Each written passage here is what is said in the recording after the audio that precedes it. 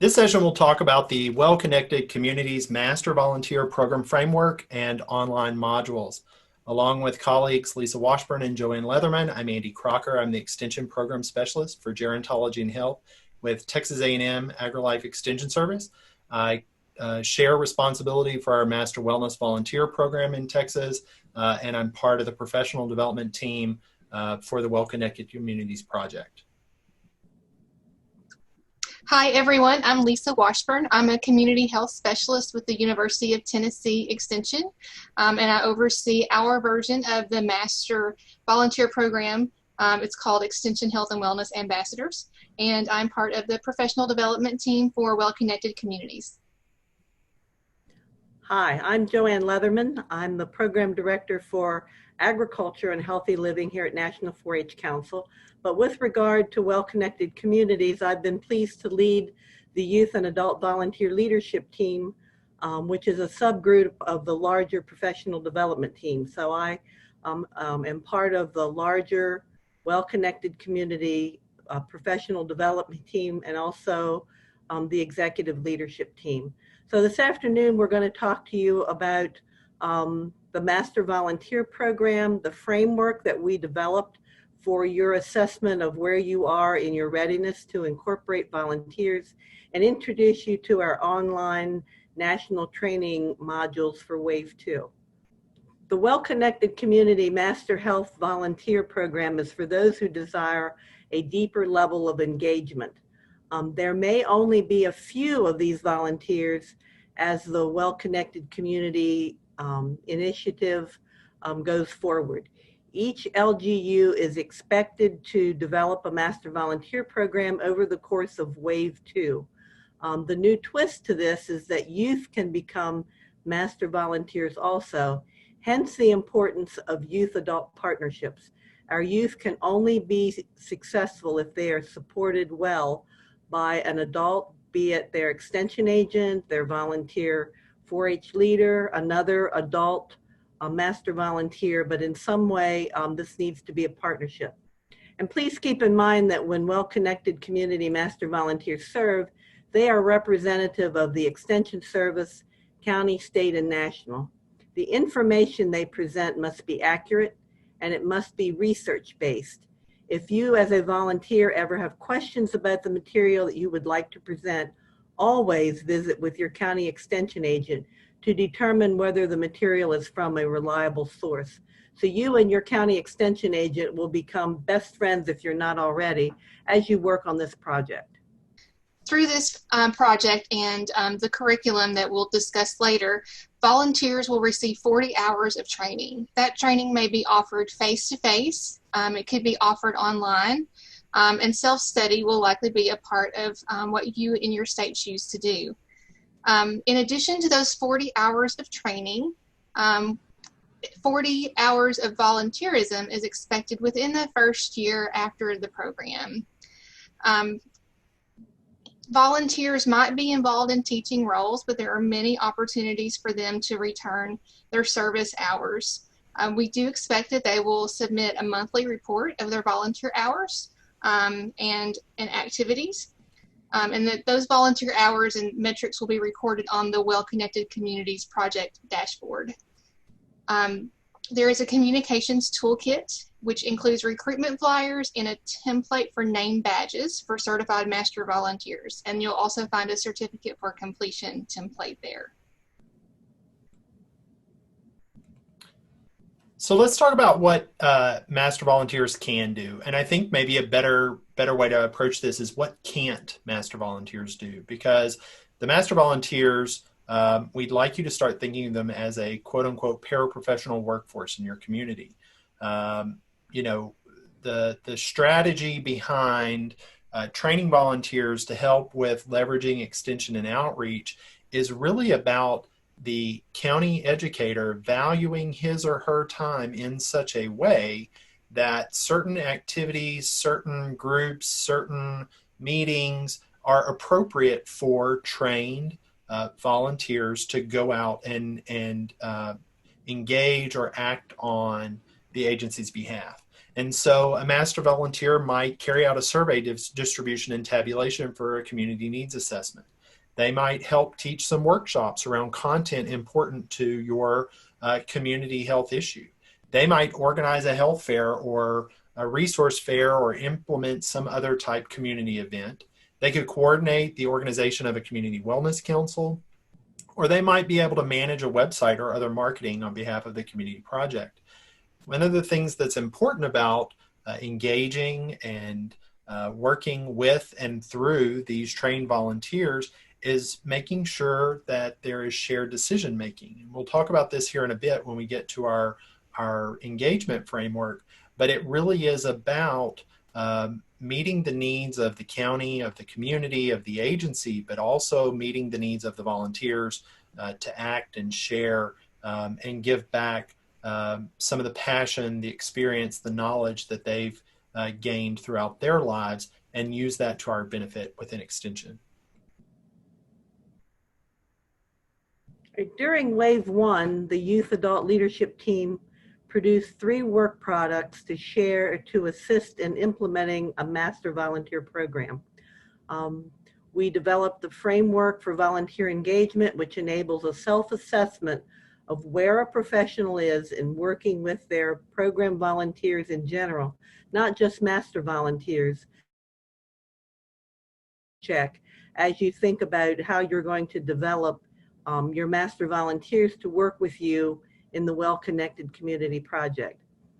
There are online national training modules which represent 40% of the 40 hours of training required of all master volunteers, youth and adult. And then finally, we're pleased to share the strategies for recruiting, training, engaging, and retaining master volunteers based on best practices discerned by focus groups, our foundational Texas and Arkansas programs, learnings from Wave 1 on well-connected communities gained from site visits, focus groups, and other feedback from fellow professionals that worked in this initiative. Next, we're going to talk about a volunteer framework that was developed to help guide county extension professionals and those at the state level in thinking through what their work with volunteers looks like right now, and also what it could potentially look like in the future. As Lisa likes to point out, volunteer leadership is nothing new within Extension, and in fact, you can argue that volunteers have been essential to Extension since its inception, but most of the models dealt with just that leadership or management, and very few focus on engagement as a concept or shared work and decision-making leadership with volunteers. And so what we've tried to do is put together some best practices, some things to think about as you're working with volunteers that mimic the continuum that you see on the screen in front of you. So territorial, targeted, transitional, and transformational. Now, through all of this, we see increasing levels of trust, engagement, and impact. And then underpinning all of it is support of and engagement with the Extension system, both for the educator and for the volunteer. And then we'll take you through each one of these in kind with some examples of what the volunteer thinks and does, what the educator thinks and does, and some implications. Our first level of engagement is territorial, and this is probably an entry level. And let's just be upfront right here that there is no shame if you see yourself in one of these levels. We have probably all been in one of these levels at one point in our career or another. The important thing is to decide, if you see yourself in this level, what small steps can you potentially take to maybe get to another level, to look critically at what you do and how you do it, and see if there might be room for volunteer engagement, trained volunteer engagement in your work. And so with the territorial level, we see that the educator may not see a role for volunteers or value volunteer participation. They may think that volunteers are appropriate for menial tasks. So to welcome people as they come into the session, or maybe pass out evaluations, hand out napkins, stand quietly behind the educator at the health fair. They are passive program participants, and sometimes this is because the county educator feels that a trained volunteer may supplant them, may replace them as the educator in the community. And they may view volunteers as incapable of acting independently from the educator. And so as a result, the educator identifies all the tasks for the volunteers, doesn't really train them on new materials or provide them any type of continuing education. There's a very tight management structure there, and they don't really use the volunteers to their full potential. As a result, the volunteer begins to think that, well, maybe the educator is right about me and my service. Maybe I came in here thinking that I could do too much, or I was too ambitious, and they may question the agency's commitment to, or the educator's commitment to, volunteers as a partner in extension outreach and education. As a result, the volunteer may only feel like they can assist the educator in a secondary role, if at all. They're not involved in meaningful dialogue regarding program leadership, decision-making, direction, and they may only report to the educator rather than, say, sharing with the Community Health Coalition or other groups that they may be affiliated with it.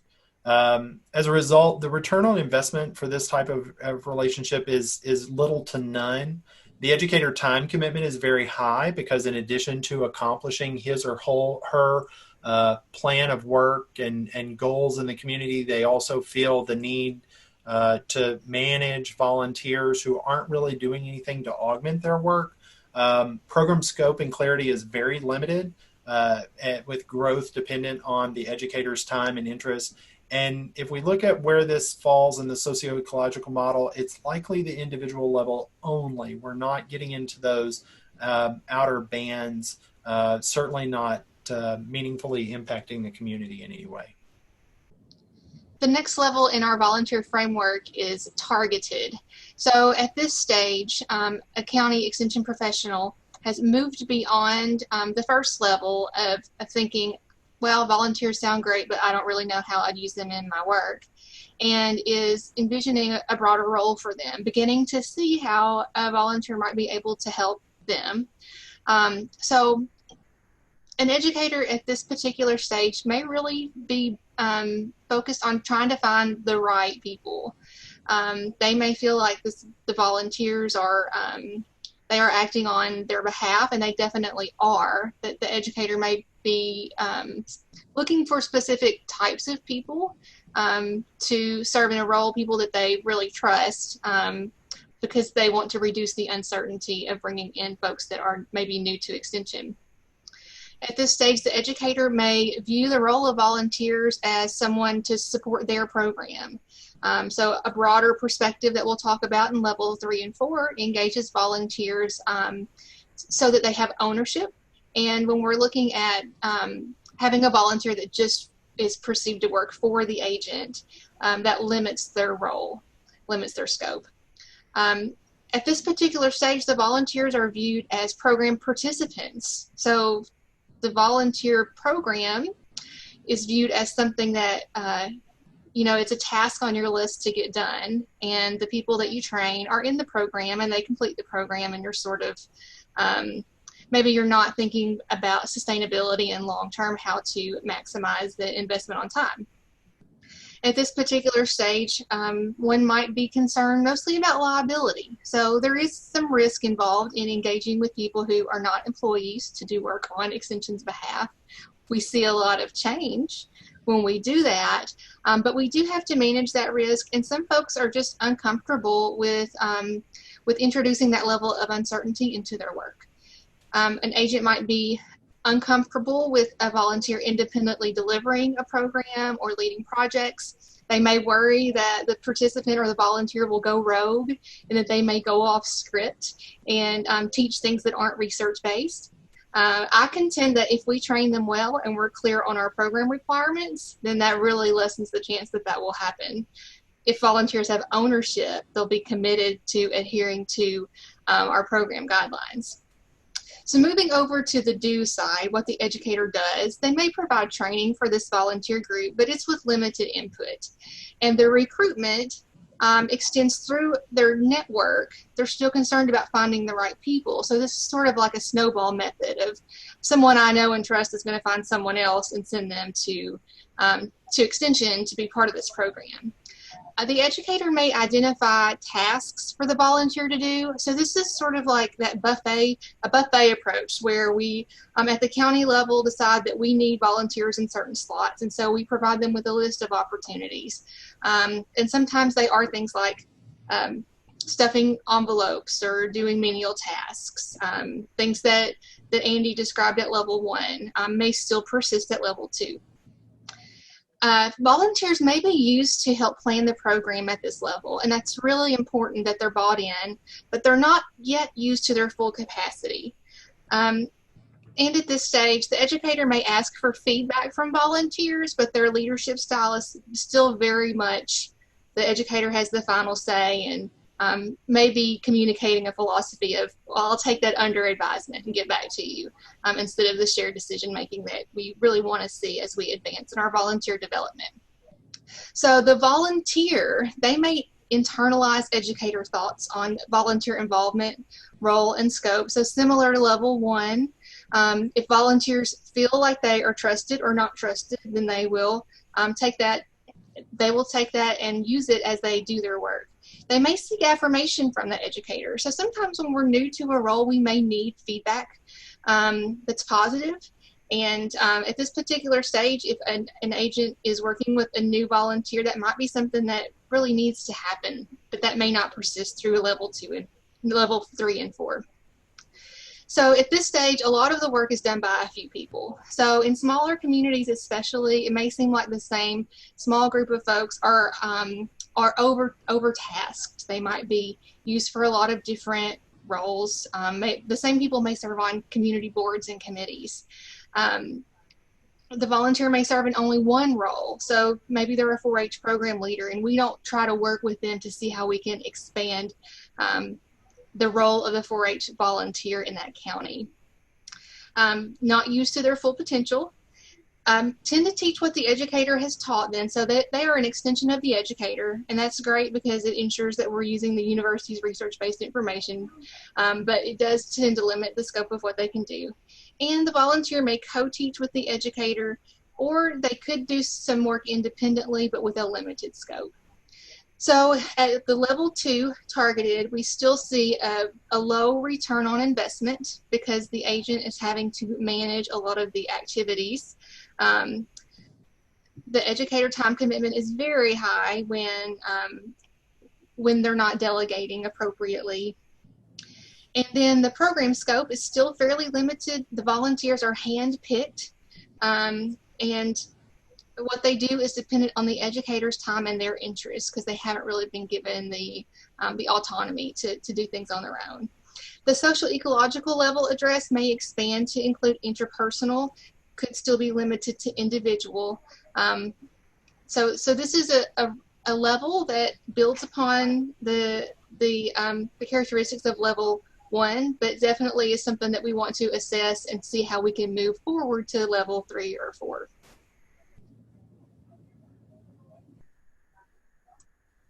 So our next level is the transitional level, and this is where we're kind of moving toward more shared leadership, shared decision making, really starting to try to realize the full potential of the volunteers that we've worked so hard to recruit and so hard to maintain.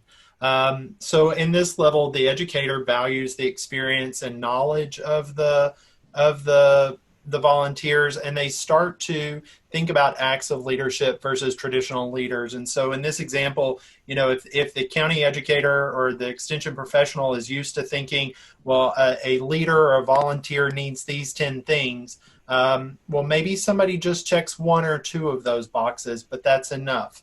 They look for things that they can do rather than having this long preconceived notion of what they need to be able to do in order to be volunteers. Now, to be sure, we want standards, we want to recruit high quality people, we want to be sure they're bought into extension, and that they're complying with everything we need them to do. But perhaps this mold that we've made for what that volunteer looks like, acts like, does, needs to be tweaked a little bit to see who else might be able to fit in it. The educator begins to think of volunteers, and especially trained volunteers, as key resources to accomplish his or her mission. And in fact, thinks of them as a way to do their job, that they see that they are able to get much more done, both in their office, but the agency as a whole, through the use of trained volunteers. They have a vested interest in maintaining that involvement. They're comfortable with give and take and shared power. And then there's also trust that starts to develop. You really need trust from the volunteers to carry on and out the program and activity without you having to be there. And likewise, the volunteers need to be able to trust that you have their best interest, that you believe in them and their efforts, and are there to support them as well. As a result of this, the educator may start to engage the volunteers in determining the training content. They engage the volunteers in the planning and development process. Roles may be determined by interests and needs. So for instance, if you're doing something with nutrition and one of your volunteers has a background in dietetics, or you're doing something with chronic disease and your volunteer has a background in nursing or something, perhaps they want to lead and engage on these topics, and may be well received, or may be able to bring some clinical or subject matter specific expertise that we may not have. Now, don't get me wrong, our education and our educators are bar none, but there are other fields and professionals that have different, if not more, experience with certain topics than we might have. In this, the educators still largely determine roles, but it's with shared input. And then they are intentional about developing or strengthening relationships. The educator in this scenario has gotten a little taste of success with engaging volunteers, with sharing leadership, with having the volunteers do things in the community, and they kind of like it. And they see that, this might be a really good thing, and they want to keep that going. So we're starting to get to where the educator is really valuing volunteers as a teammate, as a shared leader in the community. As a result of this, the volunteer starts to share some ownership of the program. They really have a sense of pride in that they're making things happen in their community, and they have a sense of belonging as a valued member of the group. They start to see themselves as part of the team that is leading change in the community through extension and extension education. As a result of this, the volunteer may be able to reach more people and diverse audiences.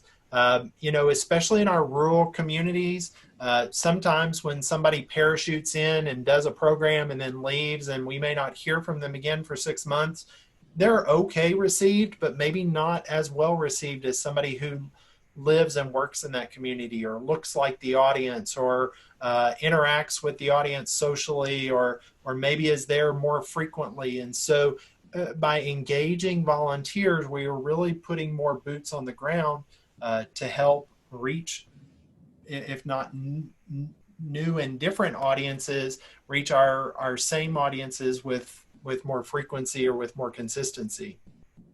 The volunteers may be able to lead programs the educator isn't interested in or talented in, or work is identified by the volunteers and carried out under the guidance of the educator. I always make the suggestion in Texas that 20 minutes of you shouting over dominoes at the congregate meal site is may or may not be a good use of time, but may be an excellent opportunity to train the senior center director, or train an activity director who works there, or one of the members at the congregate meal site who wants to give back to his or her peers, as a master volunteer to go and do that same programming. And that strikes me as a great strategy, and frees up more time for the educator to be focusing on higher priority issues in the community.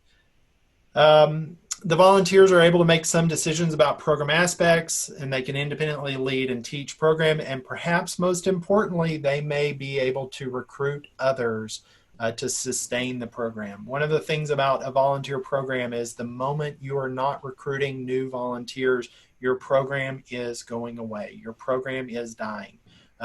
New recruits for these volunteer programs is very important to their long-term success. And what better recruitment tool do you have than an engaged, satisfied, happy master volunteer talking about all the wonderful things that they're able to do because of the training you provided them, the education you provided them, the opportunities you provided them. They're going to be one of your best champions with recruiting new people. Your return on investment here is positive. Your time commitment is less and different. So you may spend less time doing certain program activities, but maybe you are spending more time with identifying opportunities to keep your volunteers engaged in the community, or you are able to focus more on higher priority issues for your community or your county or your agency. The program scope and clarity is enhanced by the volunteer engagement. And then, with our socio-ecological model, where we're probably getting into the community level here, and we're starting to expand our efforts to address social determinants of health in our communities. Our last level of this framework or model is transformational. So you may have heard the term transformational leadership or transformative education, which is what we do through Extension. This is a very high level of volunteer leadership as opposed to pure volunteer management. And it's something that I think we should all aspire to, but know that it may be it may be difficult to address all of the bullets that are listed in these sections. So first off, at this stage, the educator values diversity of thought and background. So we're less concerned about recruiting people who look like us and think like us. And we are actively seeking to recruit folks who do not look like us and think like us, people who have different skill sets. We are valuing volunteers as partners and as co-creators, co-learners, and co-educators. So all of that co-language indicates that we are sharing decision-making and also acknowledging that we have as much to learn from volunteers, if not more, than we have to teach them. We are intentionally pursuing collaborative leadership approaches and sharing power with volunteers. To share power with volunteers, we have to be very transparent in letting them know all the information that is needed, in soliciting their feedback, in allowing them to solicit feedback from others. And at this stage, job security is unthreatened by volunteers. So where at the earlier stages, if you're a county extension professional and you're still trying to figure out your role, it can be threatening for you to try to figure out how to empower volunteers to also do your role. But I feel like if we all acknowledge the truth that there will always be more need than we are able to meet alone, and that Extension provides an organizational structure for volunteers to plug into, and that without the underpinning support of the land-grant university system, we cannot have a volunteer program, then I think that none of us would feel our jobs were threatened by them. So if we move over onto the do side, at this level 4 transformational, we are engaging volunteers in work that is matched to their interests and their skills. We are looking for ways to develop them not as program participants, but as leaders in our program, as advocates for Extension. We trust and we empower them to do this work. And I mentioned already the transparency and the shared decision-making, valuing the ideas of others. And we're really looking at providing volunteers with opportunities to develop their own skills, to enhance their own skills, instead of just pure volunteer management. If we look further down to what the volunteer is thinking, at this particular stage, they have a very high level of ownership. In fact, they may see the program as theirs.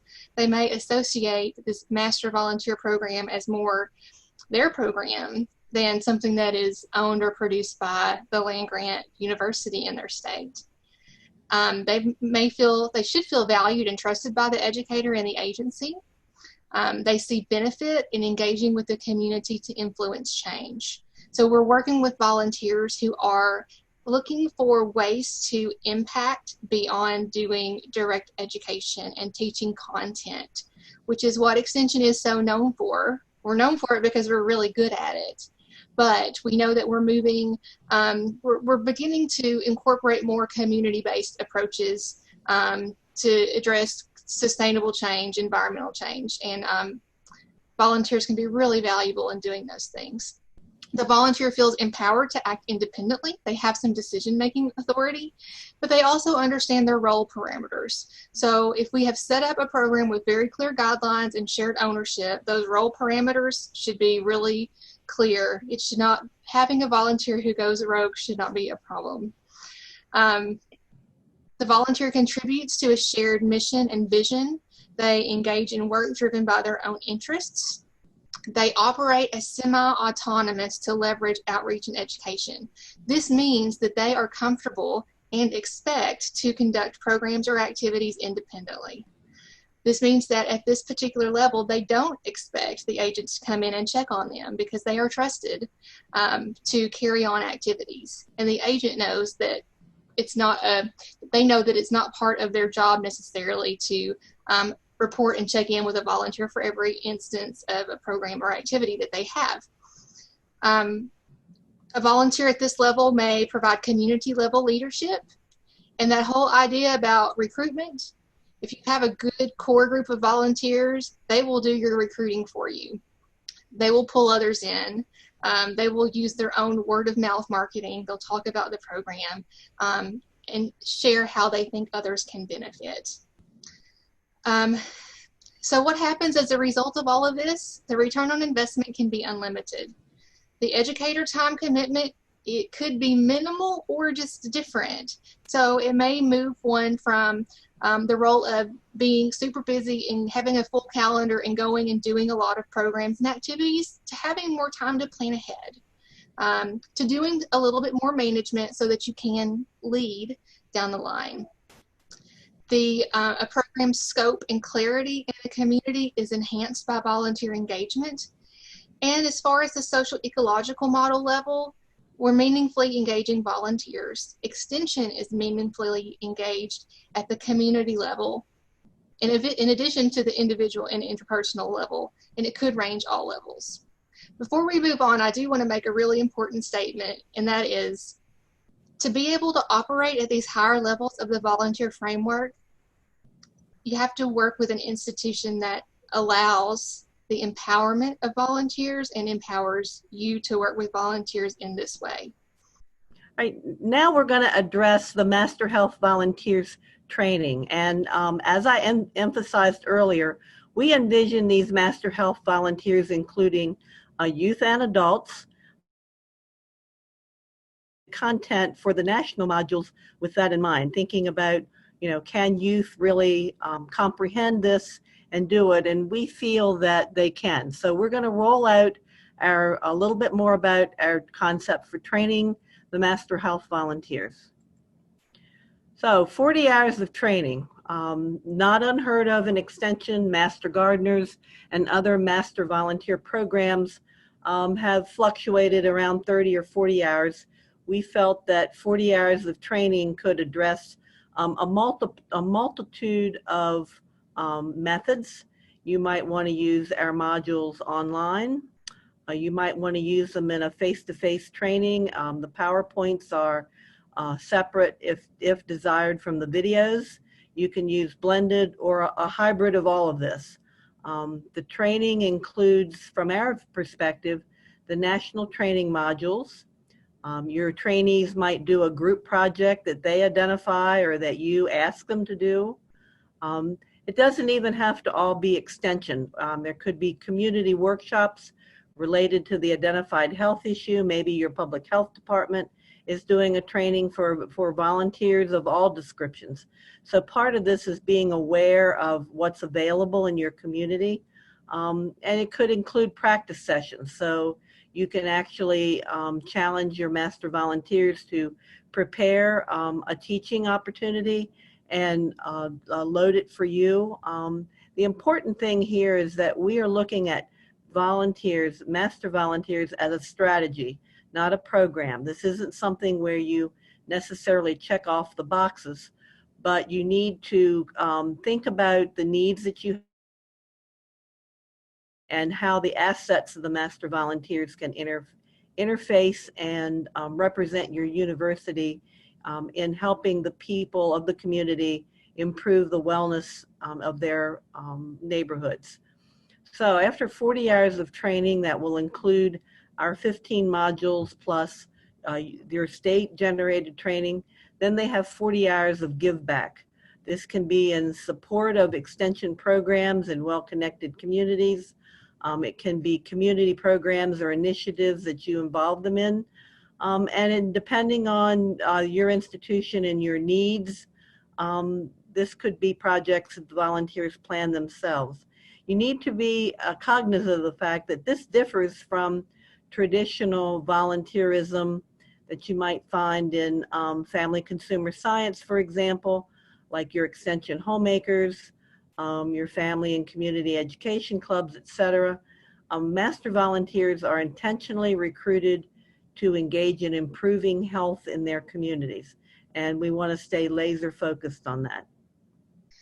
We have developed a set of modules that we call the foundational curriculum. So all of the topics that you see listed here, we have developed modules for. So there are PowerPoints and videos that will support learning in those areas. This will provide 40% of the training content for your 40-hour training program. There are a range of topics here, and they can be divided into knowledge and skills. Skills are on the right side of the screen, knowledge is on the left. The resources that are posted on the on the Well Connected Communities website will include links to additional resources that you can include into your training.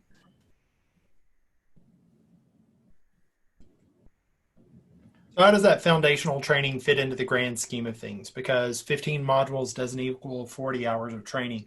It's been important in the program here in Texas and the program Lisa oversaw in Arkansas and the one she's developing in Tennessee to really make sure that the program is reflective of the needs of your state and of your community, but also potentially more importantly, that your agency or that you in your community have ready access to resources that not only can train your volunteers, but that they can go out into the community and implement.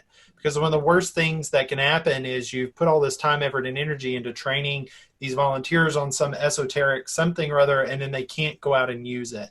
That's going to be a disaster waiting to happen because your volunteers aren't going to get the immediate satisfaction of being able to put their training and knowledge into practice. So as a result, we've set this such that the modules available through the Well Connected Communities Project represent about 40% of the training. We leave an additional 35% of the training to the state to identify. So here in Texas, we have a lot of resources and training and expertise on foods and nutrition, food safety, and health.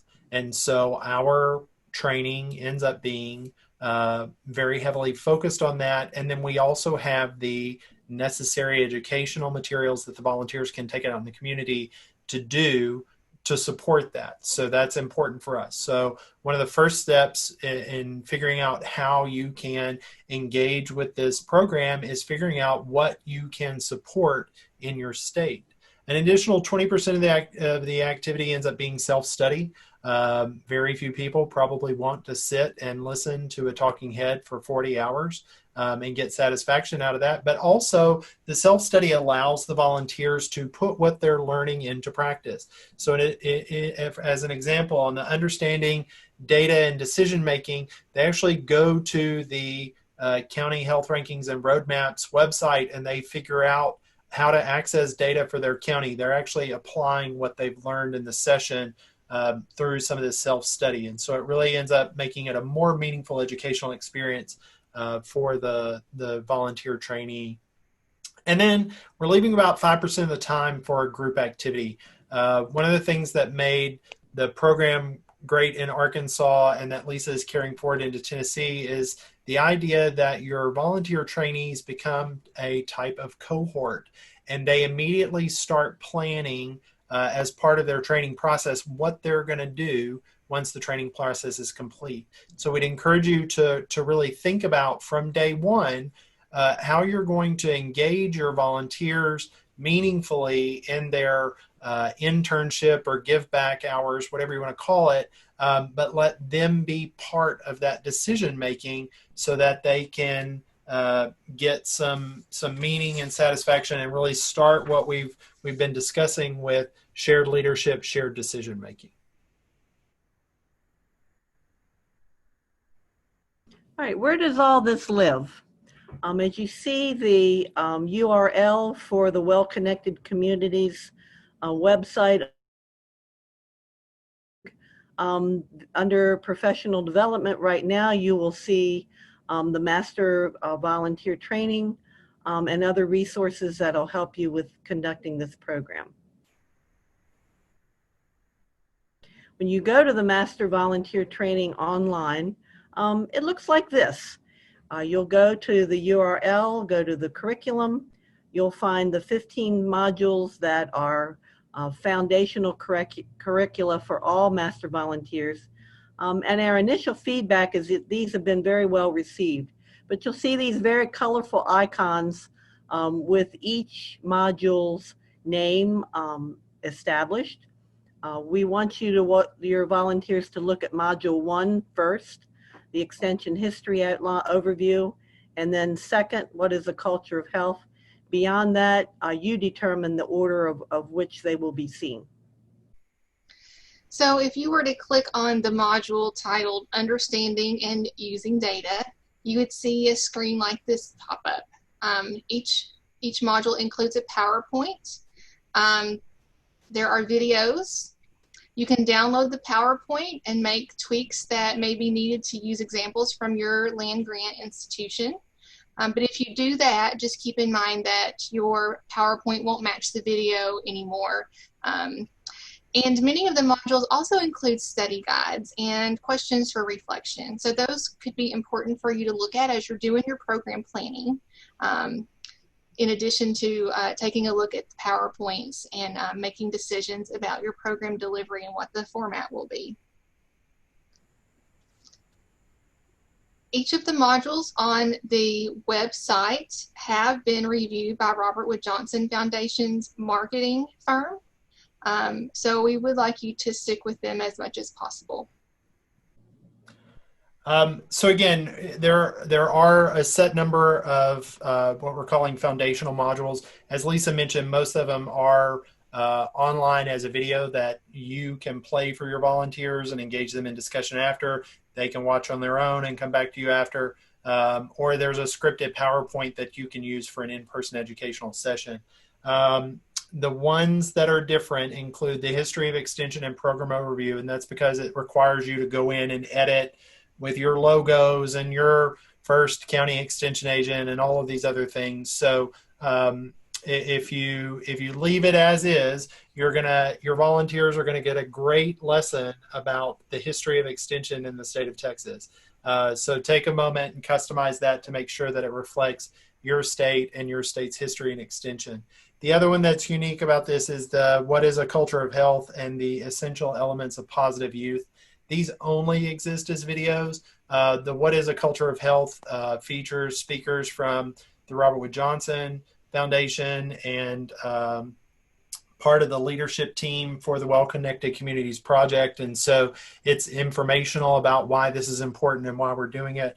And then the essential elements of positive youth is a static educational session that we're presenting to you as the videos.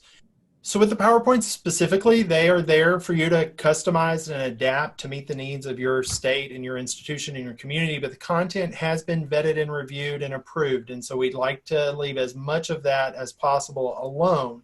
And if you have questions about what to tweak and what not to tweak, the professional development team, Joanne or Lisa or myself are glad to talk to you about what needs to be adapted or customized and what we need to leave alone.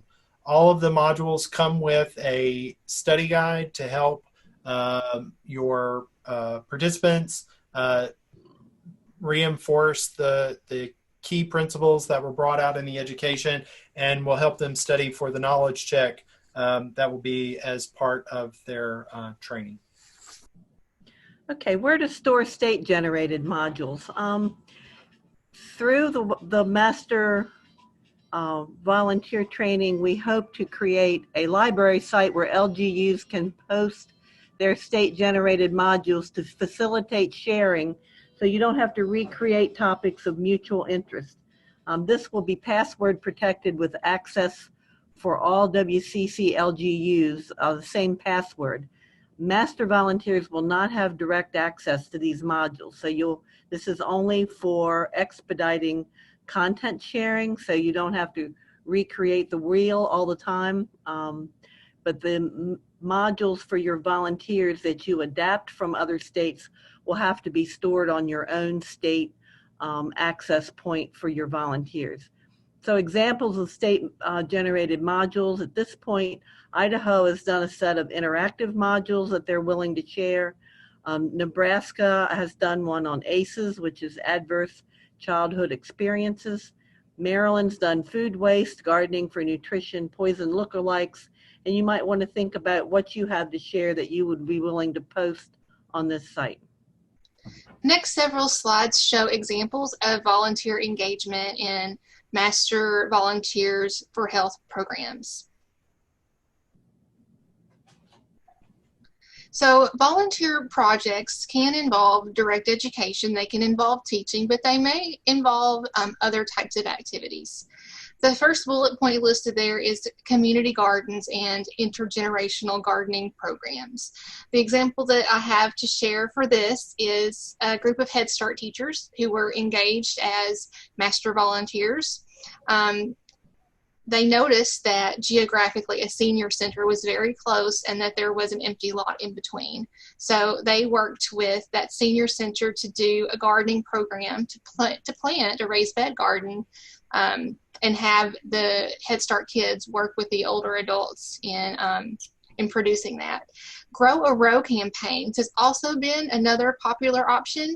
If you've not heard of Grow a Row, it's where you grow an extra row of produce in your home garden, or maybe a community garden even, and that extra row is donated to a food pantry. So some volunteers have decided to promote this not just for themselves, but as a concept in the community to increase fresh produce donations to food pantries. Another example that also relates to food pantries is revamping donation guidelines so that the foods that go out to patrons are healthy to begin with. And then also caregiver support groups. So this is an example of an area where perhaps your land grant doesn't have a program or would not have a program because there may not be specialist support for that particular topic. Well, a volunteer can engage with a partner organization who could help to support a caregiver support group in a community. So this is one of the examples of a volunteer project, and that helped them to accumulate their 40 hours of service.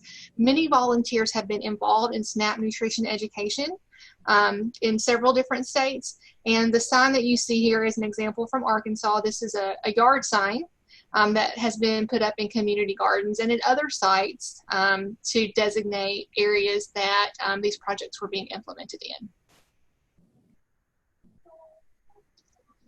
This slide shows another gardening example, and I do want to point out that in this particular community and in the previous mention with the Head Start and the Senior Center, it wasn't that the Family and Consumer Sciences or 4-H agent necessarily went out and did all of the legwork for this. The county extension agent for agriculture was also involved and took the lead on these the gardening components. And I think that's a natural fit and helps to promote collaboration within our county offices. This example comes from a program called Faithful Families. It's implemented in faith-based settings.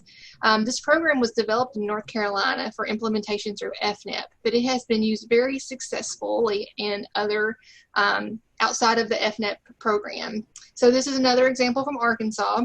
The cool thing about Faithful Families is that in addition to direct education that involves lay persons at that church, there's also a PSE assessment. So we are able to look at policy and environmental changes at that faith setting and to promote making those changes. So at this particular church, they marked off a walking trail around their parking lot so that people in the community could get in some physical activity that was measured off and that was a preset location.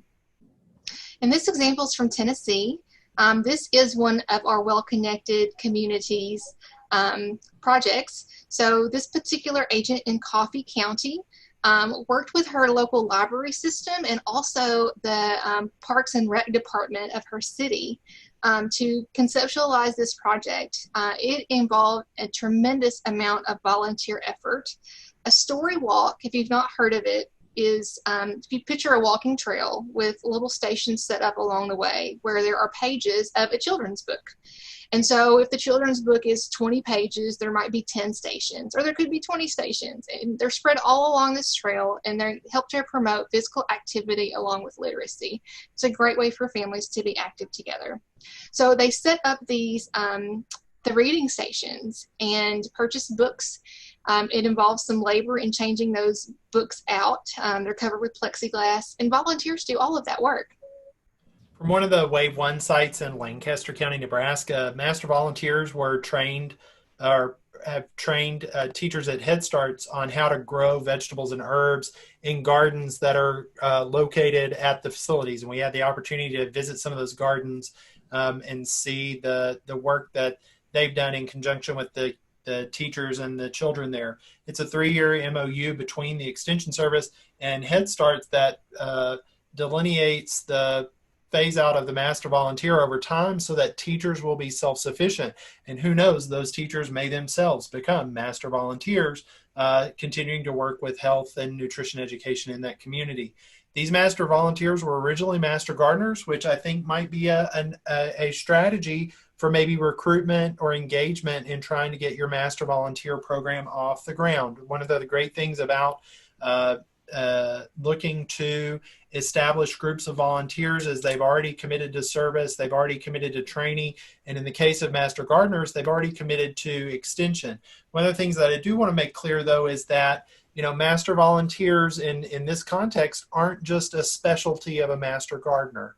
We're looking for standalone, competent, capable master health volunteers that want to own that as their role in the community and with the Extension Service, maybe in addition to being a master gardener, but it is a separate and distinct role, training, responsibility, etc.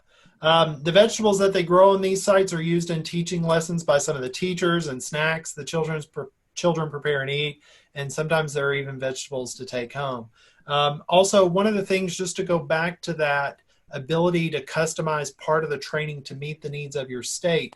So there are special educational requirements that had to be met for these volunteers to be able to engage with faculty and students at these Head Starts. And so that's an example of something that you may need to incorporate into your training in order for your volunteers to be able to effectively function in their role in that community once they get out the door. Of course, we wanted to share an example of a project where youth were at the forefront. In Scott County, Indiana, as part of our Well Connected Communities work, the youth created an Empower Youth Coalition that was well supported by adults in the project to work with opioid education and promotion of self-worth and positive self-esteem.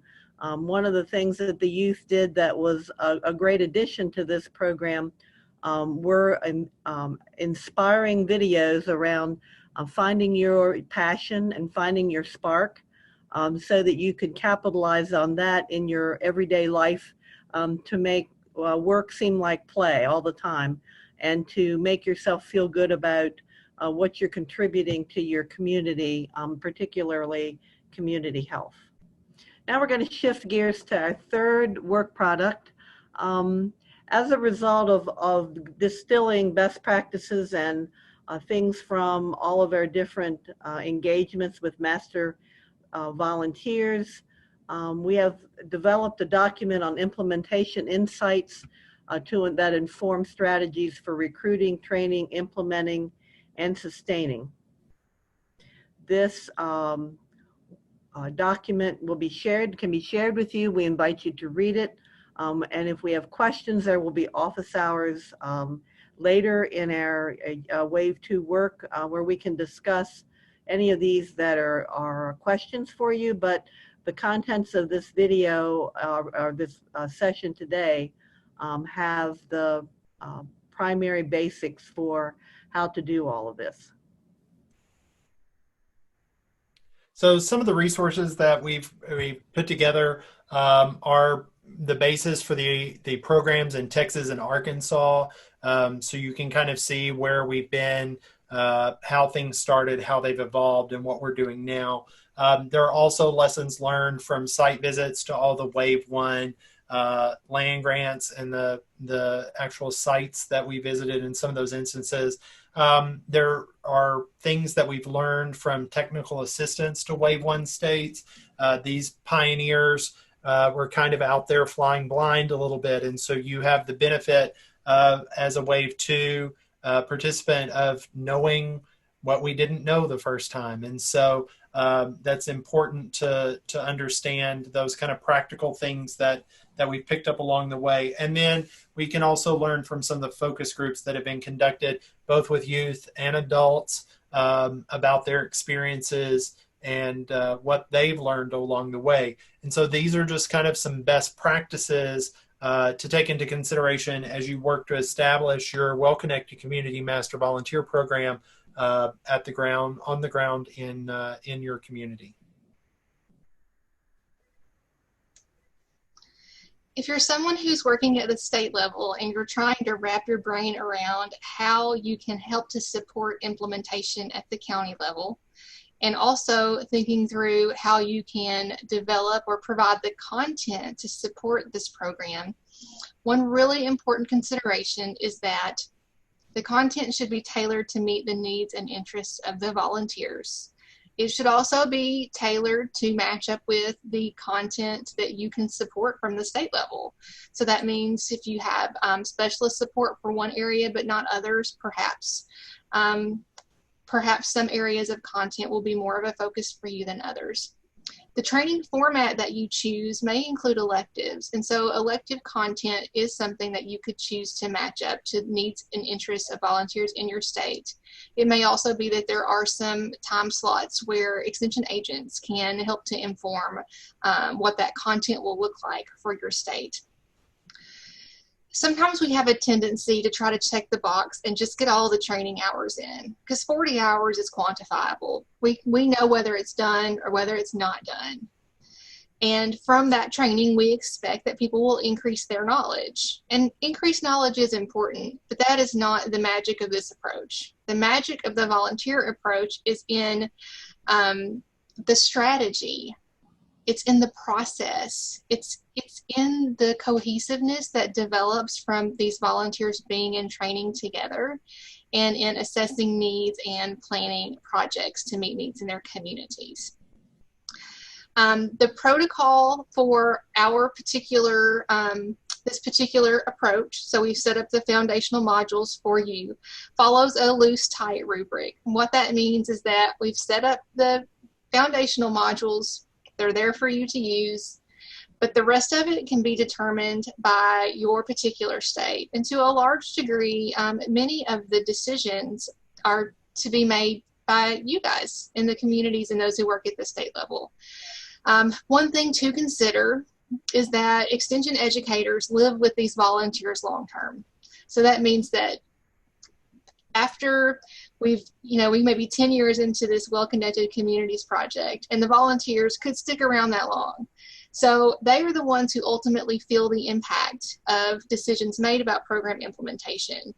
Many of the decisions that are to be made about master volunteers in well-connected communities can reside at the county level with the extension educator. Those are all things that you will need to decide in your individual states. We have some additional resources to help you. These are listed in the chat box. They're under the overview of the Master Volunteer Program module tab, which is the very first link that you'll come to in the online training modules. This is really directed for you, but we have a frequently asked questions for the Well-Connected Communities Master Volunteer Program, sample training agendas from the Texas Wellness Volunteers and the Arkansas Wellness Ambassador programs. And we have the document that we referred to on 5 to 7 strategies for recruiting, training, utilizing, and retaining master volunteers. So we hope that these resources will be helpful for you as you develop your tailor-made program for the master volunteers in your communities and LGU.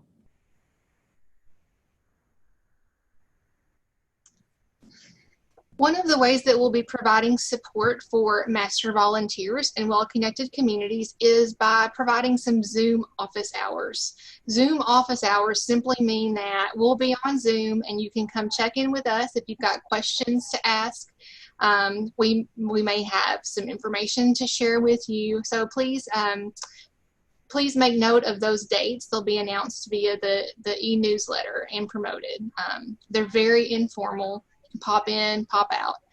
The Zoom meeting information will be provided to you once you register. So there'll be a link to register. You'll go in and do that, and then you'll get an email that has the link for the Zoom session in it. Ongoing technical assistance is available if the Zoom hours do not completely help with meeting your needs. It can be a little bit fuzzy at first to start with a new program approach, especially something as big as a master volunteer program if you don't already have something similar in your state. So if you have questions, reach out to Joanne Leatherman. Her email address is up on the slide here.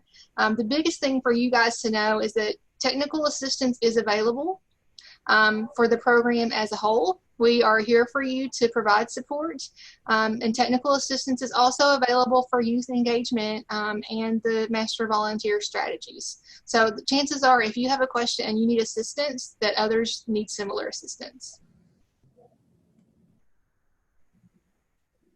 Well, thank you for joining us today to explore the Master Volunteer Program to help you assess where you are in utilizing volunteers at your LGU, and an introduction to the training and modules that we've developed through the Robert Wood Johnson Foundation. As was said earlier, the modules here have all been vetted for content and branding. And so we're hopeful that this will help you establish a program for your LGU and involve your communities in Wave 2. If you have any questions, we'll be glad to entertain them during the office hours. And any way that we can help you, reach out and we'll do the best we can. Thank you for sharing with us, and good luck with your program.